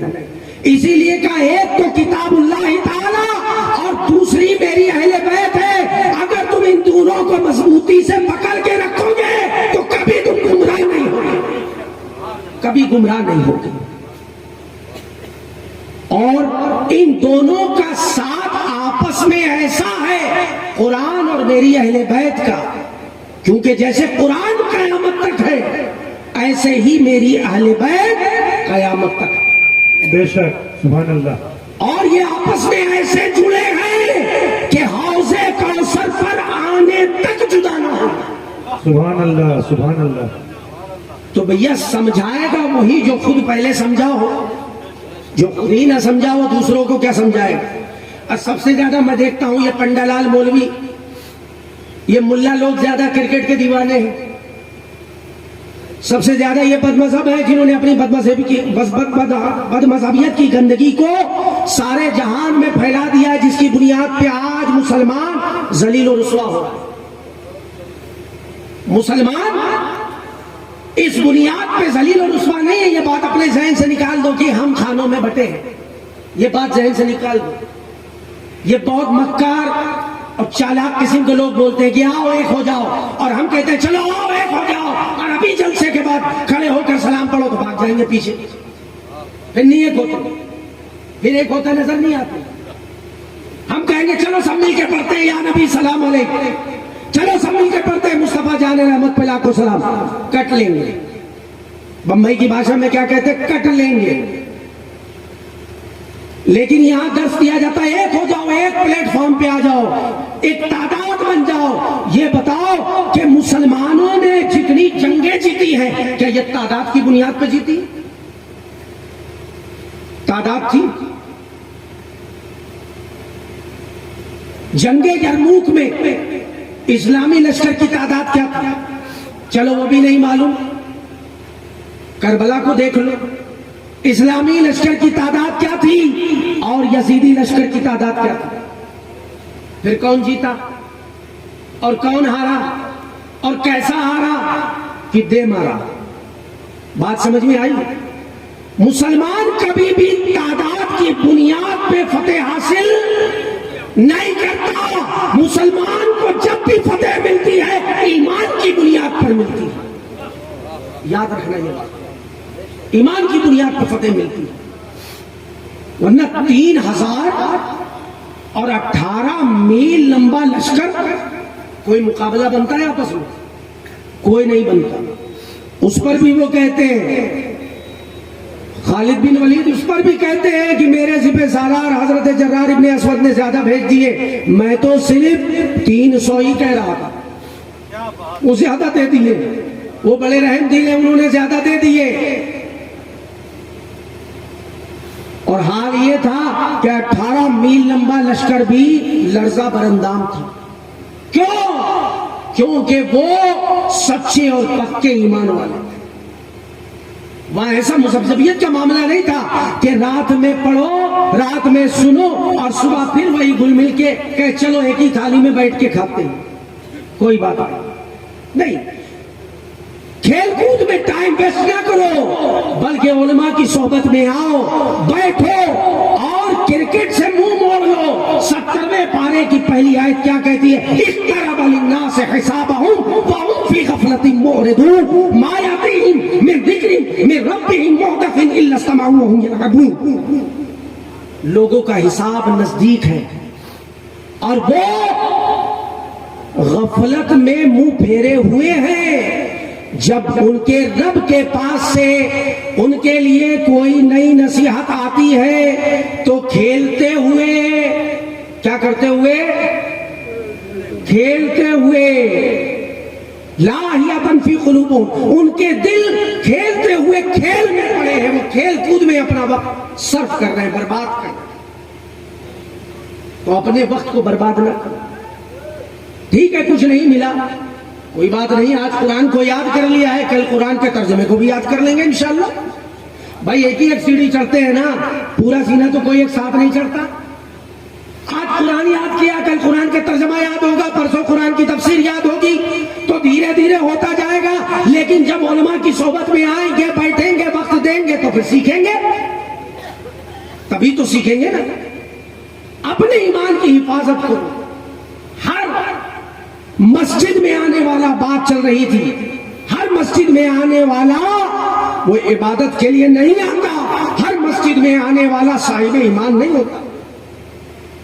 نہیں یقین ہے، اللہ کے نبی خود فرماتے ہیں، صحیح بخاری کتاب الایمان، چلو حدیث کا نمبر لگ ہی لیا ہے تو اب باری باری دو چار حدیثیں پیش کر دیتا ہوں۔ صحیح بخاری قرآن کے بعد حدیث کی جس کتاب کا پہلا درجہ ہے، صحیح بخاری کتاب الایمان جلد اول صفحہ نمبر 162، اللہ کے نبی صلی اللہ علیہ وسلم ارشاد فرماتے ہیں، یاتی علی الناس زمان یجتمعون فی المساجد ولیس فیہم مؤمن، لوگوں پر ایک زمانہ ایسا آئے گا کہ وہ اللہ کے گھر میں آئیں گے، جمع ہوں گے، لیکن پھر بھی ان میں مومن ایک بھی نہیں ہوگا۔ وَلَيْسَ فِيهِم مُؤْمِنٌ۔ اب یہ بات کو میں اپنے گھر سے تو نہیں بتا رہا، حالانکہ سب کی سب میرے گھر کی ہی بات ہے، لیکن میں اس گھر کی بات نہیں کر رہا، میں بڑے گھر کی بات کر رہا ہوں۔ ایک بھی مومن نہیں ہوگا تو ہر مسجد میں آنے والا مومن نہیں ہوتا، یہ مت سمجھنا۔ تو پھر مومن کون ہوگا، کیسے مانیں گے اور کیسے سمجھیں گے کہ کون ہے؟ بڑا آسان نسخہ دیا ہے، بڑا آسان۔ اب یہ حافظ ہے، ان سے پوچھیے، 5واں پارہ ہے، کتنا پارہ ہے بولو بھیا؟ پارہ نمبر 5 سورہ نساء، سورہ نساء کی آیت نمبر 65 ہے، کتنی ہے؟ 65 ارشاد فرمایا میرے رب نے، فلا وربک لا یؤمنون حتی یحکموک فیما شجر بینہم، اے مصطفیٰ آپ کے رب کی قسم، کوئی بھی ہرگز مومن نہیں ہو سکتا، کوئی بھی ہرگز صاحب ایمان نہیں ہو سکتا، لا یؤمنون، یہ نہیں کہا لا یسلمون، کوئی بھی صاحب ایمان نہیں ہو سکتا، لا یؤمنون حتی یحکموک فیما شجر بینہم، اے مصطفیٰ جب تک آپ کو دل سے حاکم اور حکم نہیں مان لیتا، اے مصطفیٰ جب تک آپ کو حاکم نہیں مان لیتا، جب تک کوئی بھی صاحب ایمان نہیں ہو سکتا۔ یہ اللہ نے فرما دیا، صاحب ایمان نہیں ہو سکتا۔ اب آپ ذرا غور کریں، یہاں مومن اور مسلم میں فرق کر دیا، حالانکہ اگر دیکھیں تو بات وہی آتی ہے، مسلم اسلام والا، مومن ایمان والا، مسلمان اب یہ جمع کر دیا، مسلمان یعنی مسلم ایمان، چلو آج اتنا تو سمجھ میں آ گیا کہ کم سے کم اس جلسے سے کم سے کم اتنا تو سیکھ کے جائیں گے کہ مسلمان کا معنی کیا ہے. مسلمان کسے کہتے ہیں؟ مسلم ایمان، جس کا ایمان مضبوط ہو، جس کا ایمان مضبوط ہو. اور مضبوط بھی کیسا ہو؟ کہیں گے لوہے کے پائپ کی طرح مضبوط ہو. کیسا مضبوط ہو؟ یہ وائر کی طرح مضبوط ہو؟ نہیں، یہ بھی دھوکہ دے جاتا ہے، کبھی یہ بھی دھوکہ دے جاتا ہے. کیسا مضبوط ہو؟ تو صوفیہ نے اس بات کی تفسیر لکھی ہے. حضور داتا علی حجویری نے اس کو لکھا اپنی کتاب کشف المحجوب میں، اور بھی اکابر صوفیہ نے، اکابر علماء نے لکھا. کیسا مضبوط؟ فرمایا ایمان چٹان کی طرح مضبوط ہو اور شبنم کی طرح پاک ہو جب مسلمان ہوتا. چٹان کی طرح مضبوط ہو اور شبنم کی طرح پاک ہو تب مسلمان ہوتا ہے. سبحان اللہ سبحان یعنی حضور کو حاکم اور حکم مانے، ہر مسئلے میں آپ کو فائنل اتھارٹی مانے، تب صاحب ایمان ہوگا. اور یہ بھی کس بنیاد پر مانے؟ کہا فلا وربک مصطفیٰ، آپ کے رب کی قسم. اب کوئی مجمع میں سے یہ بھی کہہ سکتا ہے کہ اے اللہ کیا تو ہمارا رب نہیں؟ بھائی بات تو یہ بھی ہو سکتی تھی کہ مجھے کائنات کے رب ہونے کی قسم. بات یوں بھی ہو سکتی تھی، مجھے رب ہونے کی قسم. لیکن نہیں، فرمایا فلا وربک، اے مصطفیٰ آپ کے رب کی قسم. یعنی اگر مصطفیٰ کی نسبت سے رب مانتے ہو تو ماننا قبول کرتا ہوں، ورنہ ریجیکٹ کر دیتا ہوں. جا کس کی نسبت سے مانو؟ مصطفیٰ کی نسبت سے. کس کو مانو؟ حضور کو مانو. کیا مانو؟ حاکم اور حکم مانو، فائنل اتھارٹی مانو. اب دیکھو امام اہل سنت کیا لکھتے ہیں. کیا لکھتے ہیں کہ خلق کے حاکم ہو تم، رزق کے قاسم ہو تم، جو ملا تم سے ملا تم پہ کروڑوں دو. جو ملا تم سے ملا تم پہ کروڑوں تم. یہ امام اہل سنت لکھ رہے ہیں. اور مصطفیٰ کی نسبت سے مانو. کیوں؟ کیونکہ نسبت سے شے ممتاز ہو جاتی ہے. جب کسی کو نسبت ہو جاتی ہے، ابھی آپ دیکھیں یہی مائک ہے، اسی مائک پر قرآن پڑھا جا رہا، تفسیر بتائی جا رہی ہے. اب اس کو نسبت کس سے ہو گئی؟ قرآن سے. اب کل نہ جانے کس کو نسبت ہوگی. تو آج جب نسبت اس کو اچھائی سے ہے تو اس کا صلہ بھی اچھائی پر ہوگا. اس لیے اچھائی کا راستہ چنو. اور مانو بھی کیسے؟ ایسے نہیں کہ ادھر آئے تو ادھر مان لیا اور ادھر گئے تو ان کے والوں میں چلے گئے. جیسے ندوہ پہاڑی پر بیٹھ کے وہاں میٹنگ ہوا کرتی تھی، ادھر جا رہے ہیں اور ادھر جانے کے بعد کہہ رہے ہیں کہ ہم تو نماز پڑھنے آئے ہیں، ہم تو یا آپ کے پیچھے نماز پڑھنے آئے ہیں. اور جب ندوہ پہاڑی پہ جاتے اور ابو جہل کی میٹنگ میں بیٹھتے تو کہتے ہاں وہ تو محمد پتہ نہیں کون سا دین لے کر آئے، معاذ اللہ استغفر اللہ صلی اللہ تعالی علیہ وسلم. کون سا دین لے کر آئے کہ ہمیں ہمارے باپ داداؤں کے دین سے دور کرتے؟ یہ منافقت والا دوغلا معاملہ، دوغلی چال، یہ صاحب ایمان کی علامت ہرگز نہیں ہو سکتی. اور یہی بریلی کا موقف ہے، یہی بریلی کے امام کا موقف ہے کہ لوگ اپنے ایمان میں مضبوط ہو جائیں، اپنے ایمان میں مضبوط ہو جائے. مانو تو کیسے مانو؟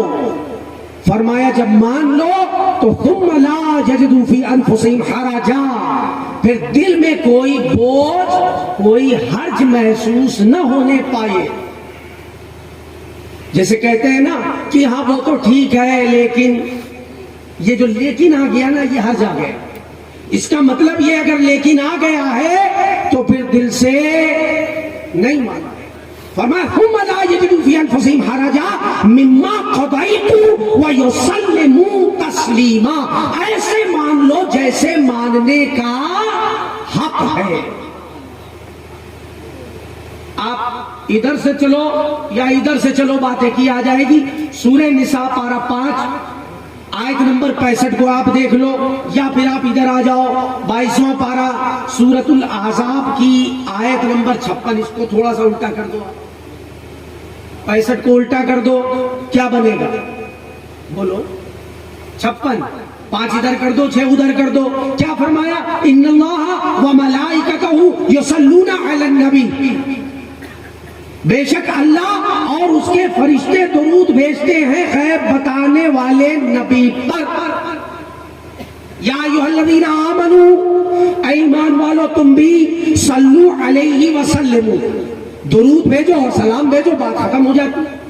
یا صلو وسلموا علیہ، درود و سلام ان پر بھیجو، بات یوں بھی ہو سکتی تھی، عربی کا جو صیغہ ہے اس طرح سے بھی پیش کیا جا سکتا تھا، آیت یوں بھی ہو سکتی تھی۔ فرمایا نہیں، صلو علیہ وسلموا، تم درود بھیجو ان پر، سلام بھیجو ان پر، وسلموا تسلیما، اور ایسے سلام بھیجو جیسے بھیجنے کا حق ہے، حق ہے، دل کی گہرائیوں کے ساتھ انہیں مان لو۔ جب حضور کے ہاتھ پر جب سودا کر دیا، جب اپنے آپ کو حضور کا غلام بنا دیا اور مان لیا دل میں کہ ہم مصطفیٰ کے غلام ہیں، تو اب ہمیں کسی اور کی ہمیں چوکھٹ پہ جانا گوارا نہیں ہونا چاہیے، کیونکہ ہم محمد عربی کی چوکھٹ پہ اپنا سودا کر چکے ہیں۔ یہ ایک مسلمان کی پہچان ہے، اور یہی قرآن نے کہا۔ میں ابھی قرآن اور حدیث سے باہر نہیں نکل رہا ہوں، آپ دیکھ رہے ہیں میں ادھر ادھر کی بات نہیں کرتا، میرے پاس وقت نہیں رہتا۔ آپ سورہ حجرات میں آ جائیے، قالت الاعراب آمنا قل لم تؤمنوا ولكن قولوا اسلمنا ولما يدخل الايمان في قلوبكم، فرمایا جب مصطفیٰ کے دستے حق پرست پر سودا کر دیا، ثم لن يرتابوا، جب حضور کے ہاتھ پر بک گئے، تو وہ کسی نے کیا خوب کہا ہے، جب تک بکے نہ تھے کوئی پوچھتا نہ تھا، اور تم نے خرید کے ہم کو انمول کر دیا، تم نے خرید کے ہم کو انمول کر دیا۔ تو جب حضور کے ہاتھ پر بک گئے تو اب کسی غیر کی چوکھٹ پہ جانا گوارا نہیں ہے، بس حضور ہی کے ہو کر رہ جائے، اور اسی میں کامیابی ہے۔ امام اہل سنت بھی کیا کہتے ہیں، آج لے ان کی پناہ، آج مدد مانگ ان سے، آج لے ان کی پناہ، آج مدد مانگ ان سے، پھر نہ مانیں گے قیامت میں اگر مان گئے، سبحان اللہ، پھر سبحان نہ اللہ۔ مانیں گے قیامت میں۔ محترم حضرات، آج ہمارے لیے ایک بڑا گولڈن چانس ہے کہ اولیاء اللہ کے نالین کے صدقے ہم سب کو یہاں حاضر ہونے کا موقع ملا۔ اللہ ہمیں بار بار ایسی توفیق دے، آمین۔ اور ہماری زندگی کا اصل مقصد یہی ہے، ورنہ یاد رکھیے کہ زندگی تو جانوروں کو بھی ملی ہے، چرند پرند کو بھی ملی ہے، درند کو بھی ملی ہے، حیوانات، نباتات، جمادات، لیکن سب کی زندگیاں یکسی نہیں ہوا کرتی، سب کی لائف یکساں نہیں ہے، مختلف ہے، سب کی زندگی الگ الگ طریقے سے ہے۔ محمد عربی کے غلاموں کی زندگی سب سے ممتاز ہوا کرتی ہے، سب سے ممتاز ہوا کرتی ہے۔ اللہ تعالیٰ ہم کو صحیح معنوں میں سمجھنے کی توفیق عطا فرمائے۔ اور کیسے کہ جب ہم حضور کے ہاتھ پر بک جائیں تو ہمارے لیے 4 کام ہے۔ کتنے کام؟ 4 کام ہے۔ ابھی بھی آپ کی گفتگو چلی رہی ہے، یعنی بات قرآن کی ہو لیکن وہ ہماری زبان رکتی نہیں ادھر ادھر کی باتوں سے۔ 4 کام، اور یہ 4 کام صرف مولویوں کو نہیں کرنے ہیں، یہ بات آپ ذہن میں رکھ لیں، قرآن صرف مولویوں کے لیے نہیں آیا ہے، ہدی للناس، یہ لوگوں کے لیے ہدایت ہے، نہ صرف مسلمانوں کے لیے۔ 4 کام سب نے کرنے ہیں، اور اسی میں کامیابی بھی ہے۔ سورہ اعراف دیکھ لیں، اب آپ 9واں پارہ ہے۔ میں کتنے ریفرنس دوں، ریفرنس اتنے دے دوں گا پوری ایک کتاب بن جائے گی۔ اب یہ آخری ریفرنس میں آپ کو اپنی ایک کتاب حقیقت ایمان سے دے رہا ہوں۔ فرمایا فالذین آمنوا بہ وعزروہ ونصروہ واتبعوا النور الذی انزل معہ اولئک هم المفلحون۔ کامیابی پانے والے وہی لوگ ہیں. آج ہر انسان کامیابی چاہتا ہے کہ نہیں؟ آج 5ویں کلاس کے بچے سے بھی پوچھ لو تم کامیاب ہونا چاہتے ہو کہ ناکام ہو گئے؟ ہم کامیاب ہونا چاہتے ہیں. بھائی ناکام کیوں ہوں گے؟ آئی ہیٹ ناکامی. وہ تو یہی بولے گا نا مجھے ناکامی سے نفرت ہے, مجھے کامیابی سے محبت ہے. تو کامیابی پانا چاہتے ہو, کامیابی کا نسخہ قرآن نے بتا دیا, اور 1-2 سال پہلے نہیں 1400 سال پہلے بتایا. کیا بتایا؟ کامیابی پانے والے وہی لوگ ہیں فالذین آمنوا, ایمان والے, آمنوا وہی لوگ ہیں جو اپنے نبی کے ساتھ بیک وقت 4 رشتوں میں جڑے ہیں. کتنے رشتوں میں؟ 4 رشتوں میں. وَآزَرُوهُ وَنَصَرُوهُ وَاتَّبَعُوا النُّورَ الَّذِي. اب آپ کہیں گے یہ 3 ہوئے. یہ 3 نہیں ہے, آپ دیکھیں غور سے. وَآزَرُوهُ ایک تو یہ روحانی رشتہ ہے, اس ایک کے اندر 2 ہے. کیسے ہے؟ ایک ہے رشتہ محبت اور دوسرا ہے رشتہ ادب. محبت بھی کرتے ہیں اور ادب بھی کرتے ہیں. ایک رشتہ تو یہ ہو گیا نا, یہ کر رہے ہیں آپ, چلیے ٹھیک ہے. یہ 2 معاملے آپ کے پکے ہو گئے. اب آگے چلتے ہیں, تھوڑا تیسرے کی طرف چلتے ہیں. تیسرا کیا ہے؟ وَنَصَرُهُ نصرت و دین.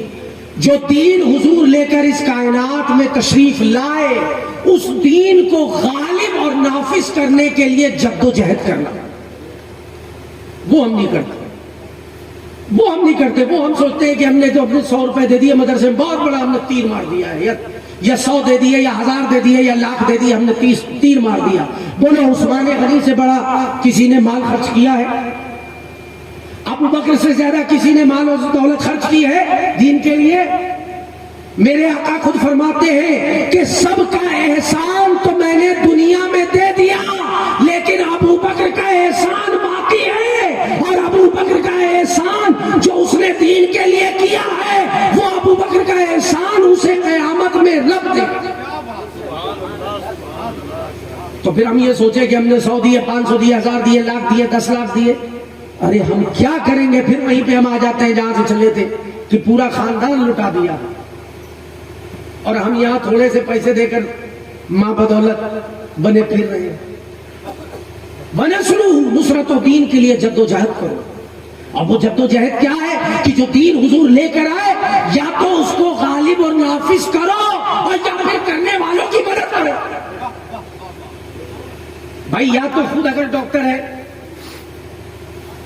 تو وہ میڈیکل پہ جائے گا, کہے گا بھیا درد بہت ہو رہا ہے, ایک ڈائناپار دے دو یا ڈیکلوفینیک دے دو, ہے نا, کوئی بھی انجیکشن لے لے گا, لگا لے گا. اور اگر ڈاکٹر نہیں ہے اور درد ہو رہا ہے تو پھر پہلے ڈاکٹر کے پاس جائے گا, ڈاکٹر کی مدد لے گا, ڈاکٹر کی مدد سے اپنی تکلیف کو دور کرے گا. اور سب سے بڑی تکلیف کیا ہے؟ سب سے بڑی تکلیف قیامت کی تکلیف ہے, سب سے بڑی تکلیف قبر کی تکلیف ہے. یہ میں آپ کو آؤٹ لائن دیتے چل رہا ہوں ساتھ. تو نصرت و دین کے لیے جد و جہد کرنا ہے. یہاں تو معاملہ یہ ہوتا ہے کہ جب جلسہ شروع ہوتا ہے تو کرسیاں الحمدللہ بھری رہتی ہیں, لیکن جب جلسے کا اختتام ہونے والا ہوتا ہے, اختتام پر جلسہ آتا ہے, تو دھیرے دھیرے سب سمٹ جاتے ہیں. یہ ہوتا ہے بھیا ہم نے بس کر دیا جو کرنا تھا. اب بتائیے صحابہ اکرام سے زیادہ کسی نے جد و جہد کی ہے؟ کوئی کر پائے گا؟ کوئی نہیں کر سکتا نا. لیکن پھر بھی وہ اپنے آپ کو کسی خاطر میں نہیں لاتے تھے, کسی خاطر میں نہیں سمجھتے تھے, حالانکہ ان کا درجہ, ان کا رتبہ بہت بڑا بلند و بالا ہے. لیکن کیوں ہمارے لیے درس ہے. تو ہم ایک تو یہ محبت کریں, ادب کریں, دوسرا وہ جو دین لے کر آئے وہ یہاں کیوں آئے تھے؟ بازار لگانے کے لیے آئے تھے؟ یہ کوئی مایا پوری, کیا نام ہے, میرا پور, یہ کوئی ٹریڈ سینٹر ہے, یہاں کوئی اکنامیکل ایڈوانٹیج ہے, پراسپیرٹی ہے, کیا ہے یہاں پر؟ کس لیے آئے؟ رسول کائنات علیہ الصلوۃ والسلام کے دین کی تبلیغ کے لیے, اس دین کو غالب اور نافذ کرنے کے لیے آئے. تو وہی کام ہمیں کرنا ہے. جہاں سے ایک آدمی مشن چھوڑ دیتا ہے وہیں سے دوسرا پکڑ لیتا ہے. میں نے یہی بات کہی تھی نا کہ جہاں سے انہوں نے چھوڑا میں وہیں سے لے رہا ہوں. کہ ضرورت اگر آپ اپنی بیٹیوں کو بیٹوں کو پڑھاؤ اسکول میں، مگر ساتھ ساتھ دین کا علم ضرور دو.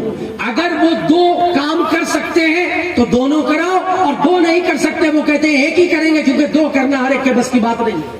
یہ بھی بتا دوں آپ، ہر ایک کی بس کی بات نہیں ہے. مجھ سے ہزاروں لوگ پوچھتے ہیں کہ حضور یہ بتائیے کوئی ایسا مدرسہ بتا دیجئے جہاں پر عصری تعلیم بھی ہوتی ہو، جہاں پر ہم کو عصری تعلیم کا سرٹیفکیٹ بھی مل جائے. میں نے کہا اولن تو ایسی کوئی جگہ ہے نہیں، اور دوم یہ کہ اگر ایسی کوئی جگہ تمہیں مل بھی جائے گی تو کیا گارنٹی ہے کہ تمہارا بچہ اتنی محنت کر لے.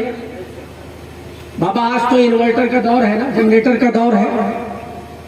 جس وقت چراغ جلتے تھے نا تو چراغ جلا کے ہم پڑھتے تھے تو حال یہ ہوتا تھا چراغ سے پڑھتے پڑھتے سر کے بال جلا دیتے تھے.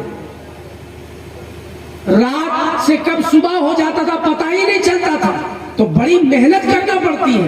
تو اگر یہ میں آپ کی کنسپٹ کلیئر کر رہا ہوں، مینٹلٹی جو ہے جس پہ گرد و غبار پڑی ہے اس کو کلیئر کر دے رہا ہوں کہ اگر 2 بالٹی پانی نہیں اٹھ سکتا ہے تو ایک ہی اٹھاؤ، نہیں تو 2 کے چکر میں وہ ایک بھی چلی جائے گی. پہلے دین کا علم ہے، اول کیا ہے؟ دین کا علم. اور اگر دین کے علم کے ساتھ ساتھ آپ کا بچہ عصری تعلیم حاصل کر سکتا ہے تو اسے عصری تعلیم بھی دلاؤ، تاکہ عصری تعلیم کو حاصل کرنے میں کہیں وہ گمراہ نہ ہو جائے. کیونکہ عصری تعلیم کے جو معاملات ہیں وہ سب گمراہیت پر مشتمل ہے. میں خود اس بات کو تسلیم کرتا ہوں. اپنے آپ کو بچانا بہت مشکل ہے، چاہے بیٹا ہو یا بیٹی ہو. تو ان کو ایک دوسری ڈاؤن لنک دینا پڑے گا، اس کے بعد یہ سارا معاملہ کلیئر ہو پائے گا. اب ایک تو یہ معاملہ کلیئر ہو گیا کہ محبت، ادب اور اس کے ساتھ نصرت و دین، اور آخر میں چوتھا نمبر آتا ہے لاسٹ میں اتباع دین. اتباع کرو، پیروی کرو. من یطع الرسول فقد اطاع اللہ، قرآن نے کہا اتباع کرو. اب آپ دیکھیں ہو کیا رہا ہے 1-2 صدیوں سے، 150 سالوں سے کیا ہو رہا ہے کہ جو آخر کے پہلے کے جو فرسٹ اسٹیپ ہے محبت اور ادب، اس کو چھوڑ دیا. کہ جی نہیں، محبت کرنا یہ تو کوئی تخیلاتی بات ہے، یہ ادب کرنا یہ تو تخیلاتی، یہ کوئی ثقافتی روایت ہے، یہ شریعت کی بات نہیں ہے. کہا شریعت کی بات کیا ہے؟ کہا شریعت کی بات بس اتنی ہے کہ جو دین حضور لے کر آئے اس دین کو غالب اور نافذ کرنے کے لیے پجامہ اونچا کرو اور لوٹا اٹھاؤ اور گٹھیا اٹھاؤ اور چلو تبلیغ کرنا، اور اتباع کرو، پیروی کرو. یہاں مسواک لگا لو، دکھاوے کے لیے دکھاتے رہو، دیکھو ماں بدولت مسواک کرتے ہیں. اتباع جو ہوتی ہے وہ دکھانے کے لیے نہیں ہوتی، اور جس کو دکھانا ہے وہ تو بند کمرے میں بھی دیکھ لیتے ہیں، وہ بند کمرے میں بھی دیکھ لیتے ہیں. ان کو ایسے جیب میں لگا کے دکھانے کی ضرورت نہیں پڑتی ہے. تو جو 2 آخر کے حصے ہیں اس کو اسینشن قرار دیا جا رہا ہے کہ اس کو کرو، نصرت و دین اور اتباع دین. اور جو محبت اور ادب ہے اس کو ایکسکلوڈ کر کے سائیڈ میں بائفرکیٹ کیا جا رہا ہے. یہ کچھ 150-200 سال سے ایک مہم چلائی جا رہی ہے، اور اس کی ابتدا یہ باضابطہ تنظیمی طور پہ 1857 کے بعد سے یہ کام ہوا، لیکن اس کی ابتدا 1331 عیسوی میں ہو گئی تھی جب کالونیل روم شروع ہوا اور ایسٹ انڈیا کمپنی وجود میں آئی. اس وقت یہ سارا معاملہ طے ہو گیا تھا کہ یہ کرنا ہے، یہ معاملات انجام دیے جائیں گے. تو یہ چیزوں کو، اور یہی ہمیں اولیاء اللہ کی سیرت بتاتی ہے. اب آخری بات بتا رہا ہوں، آپ نے اصحاب کہف کا واقعہ سنا ہوگا، سنا ہے نا قرآن میں، بارہا سنا ہوگا، 1-2 بار نہیں سنا. آپ نے بھی بے شمار سنا، میں نے بھی بے شمار بیان کیا، لیکن نتیجہ کیا نکلا؟ نتیجہ یہ نکلا کہ باتوں سے ہمارا معاملہ ختم ہی نہیں ہوتا، ادھر سنتے ادھر نکالتے. اصحاب کہف کا کتا 309 سال، کتنے؟ آخری بات بتا رہا ہوں، اور اتنے اگر آپ نے سمجھ لیا، عمل کر لیا، تو میں سمجھتا ہوں اس کے بعد کچھ جاننے سمجھنے کی ضرورت ہی نہیں. اتنی بڑی ویڈیو ریکارڈنگ ہو رہی ہے، 2 کیمرے چل رہے ہیں، اور کیا کرا جائے؟ اب اس کے لیے کیا پھر قوم کے لیے وہ کہتے ہیں سر ہی کٹا دے، تو کتنے تو سر بھی کٹ گئے، مگر جب بھی یہ قوم نہ مانی، اس پہ بھی نہیں مانی، اس پہ بھی وہی ہے، روز کمانا ہے، روز کھانا ہے، اور بس اسی طرح مر کے چلے جانا. 309 سال بنی اسرائیل کے ولی کے قدموں میں وہ کتا بیٹھا رہا، تو کیا اس نے محبت نہیں کی تھی؟ کی تھی۔ کیا اس نے ادب نہیں کیا تھا؟ کیا تھا، مگر اس کے ساتھ کیا کیا اس پر کبھی کوئی نہیں بولتا۔ اس کے ساتھ کیا کیا؟ وَقَلْبُهُمْ بَاسِطُهُمْ ذِرَاعَيْهِ بِالْوَصِيدِ، وہ جم گیا اور اس نے اپنے پاؤں کو جما لیا، پریکٹس شروع کر دی، عمل شروع کر دیا۔ صرف محبت اور ادب کا معاملہ نہیں تھا، بلکہ عمل کا بھی معاملہ تھا اور ادب کا بھی معاملہ تھا، محبت کا بھی معاملہ تھا اور نصرت کا بھی معاملہ تھا۔ اور جدھر سے گزرتا تھا ادھر تبلیغ ہوتی تھی۔ کہاں جا رہا ہے؟ یہ اصحاب کہف کا کتا جا رہا ہے۔ ایسا نہیں ہوتا ہے صرف آج ہمارے معاشرے میں کیا ہو رہا ہے، سوسائٹی میں آج معاملہ یہ ہوتا ہے کہ میٹھا میٹھا ہپ ہپ اور کڑوا کڑوا تھو تھو۔ جو اچھی چیزیں وہ لیا، جو کام کی چیزیں، ہمارے مطلب کی چیزیں، ایسا نہیں ہے۔ آج علماء کو برا بھلا کہا جاتا ہے۔ ابھی یہ بات مفتی سلطان صاحب نے بھی کہی اور میں بھی اس بات کو دیکھتا ہوں، چاروں طرف آتا ہوں جاتا ہوں۔ اب میں تو 5 بر اعظم میں جا چکا ہوں، 5 مہادیپ میں، آسٹریلیا بھی گیا ہوں، ایشیا میں تو ہوں بیٹھا ہی ہوں، یورپ بھی گیا ہوں، 5 مہادیپ میں میں نے دیکھا ہے۔ آج اپنے مطلب کی ایسا نہیں کہ حق بولنے والے عالموں کی کمی ہے، نہیں، حق بولنے والے آج بھی ہیں۔ آپ کہیں گے جی اس کی کیا پہچان ہے؟ اس کی پہچان تو بڑی آسان ہے، جو آپ سب کو معلوم ہے۔ کیا فرمایا میرے نبی نے کہ جب تک ایک بھی ایمان والا اس زمین پر قائم رہے گا، تب تک قیامت نہیں آنے والی ہے۔ کیا مطلب ہے؟ ایک ایمان والے کی وہ طاقت ہے کہ پوری قیامت کو وہ روک سکتا۔ ایک ایمان والے کی طاقت یہ ہے۔ نقطہ سمجھ میں آیا؟ نہیں آیا؟ خالی ہم شعلہ بیانی سنتے ہیں بس، دھڑا دھڑ شتابدی اور راجدھانی کی اسپیڈ سے تقریر ہو گئی، واہ واہ، نعرے تکبیر، نعرے رسالت، اس کے بعد چلو سلام پڑھ کے رات میں سو جا، صبح اٹھو پھر لگ جا دنیا داری میں۔ یہ دنیا داری، یہ دنیا، الدنیا سجن المومن و جنت الکافر۔ ہاں، اب پوچھو امام اہل سنت سے تو کیا فرماتے ہیں کہ دنیا کو تو کیا جانے، یہ بس کی گاٹ ہے حرافہ، صورت دیکھو ظالم کی تو کیسی بھولی بھالی ہے، سونا جنگل رات اندھیری، چھائی بدلی کالی ہے، سونے والوں جاگتے رہیو۔ چوروں کی رکھوالی ہے، چور آپ کے یہاں بھی ہے۔ اس لیے میں کہہ رہا ہوں کہ ملنا مت اور اپنی پلیٹ میں انہیں شامل مت کرنا۔ اب اس پر بھی قرآن کے بہت ریفرنس ہیں، مگر اتنا وقت نہیں ہے میرے پاس اور نہ آپ کے پاس ہے، میں تو نکال بھی لوں گا، آپ نہیں نکال پائیں گے، پرابلم یہ ہے۔ تو علماء، حق بولنے والے علماء کی کمی نہیں ہے، مگر پرابلم یہ ہے کہ آج کی عوام صرف اپنے مطلب کا حق سننا چاہتی ہے۔ مسئلہ یہ ہے کہ ہمارے مطلب کی بات بتا دو جو ہمارے فائدے کی ہے، کہ بھیا کوئی ایسا ٹرک بتاؤ یار جس سے زکوٰۃ فرض نہ ہو۔ کہ یار ایک ٹرک ہے کہ سال ہونے سے پہلے ہی مال کو کسی اور کی ملکیت میں دے دو، بات ختم ہو جائے۔ کبھی زندگی میں زکوٰۃ فرض نہیں ہوگی، گھماتے بیٹھے، کبھی اماں کی ملکیت میں دو، کبھی ابا کی ملکیت میں دو، کبھی بیوی کی ملکیت میں دو، ملکیت چینج کرتے رہو، کبھی زکوٰۃ فرض ہوگی نہیں۔ لیکن مسئلہ یہ ہے کہ تم کتنا ترقی کرو گے سائنس والوں۔ میرے آقا نے پھر کہہ دیا 1400 سال پہلے، اور ہمارے مدرسے میں سب سے پہلے یہی پڑھایا جاتا ہے۔ پہلی حدیث ہے انما الاعمال بالنیات، عمل کا دار و مدار کس پر ہے؟ تو نیت تو معلوم ہے نا اسے کہ یہ ادلا بدلی کیوں ہو رہی ہے، ہاں یہ ادلا بدلی کیوں ہو رہی ہے؟ تو تم ادلا بدلی کر دو گے، اس سے کامیابی نہیں ملنے والی۔ کامیابی ملے گی تو مصطفیٰ کے قدموں سے ملے گی، کامیابی ملے گی تو کنوارے پیر شاہ رحمت اللہ علیہ کے قدموں سے ملے گی۔ اسی لیے کہتے ہیں اولیاء اللہ سے جڑو، اور ایسے جڑو کہ پھر تمہیں کوئی اکھاڑ نہ پائے، پھر کوئی اکھاڑ نہ پائے۔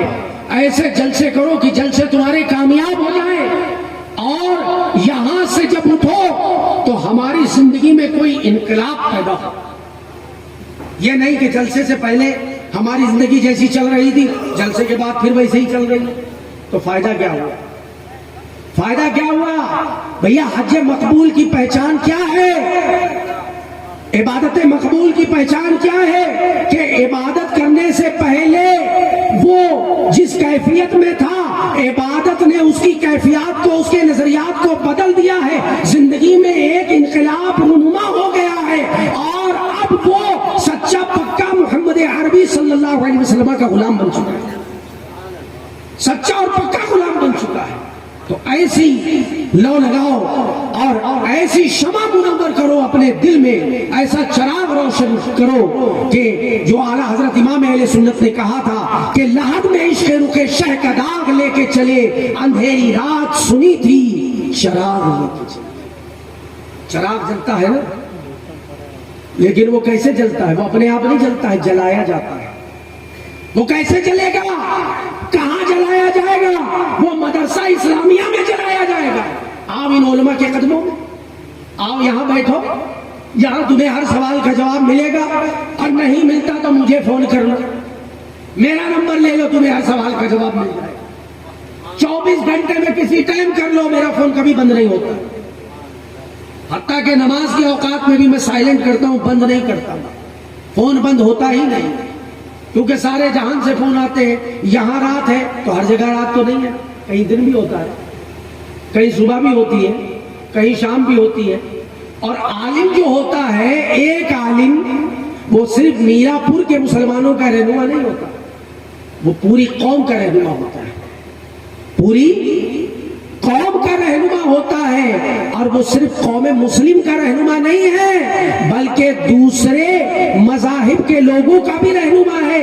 اصل رہنمائی تو یہی ہے کہ ان کو کیچڑ سے نکال کے اور ان کو پھولوں کی سیج پر لایا جائے.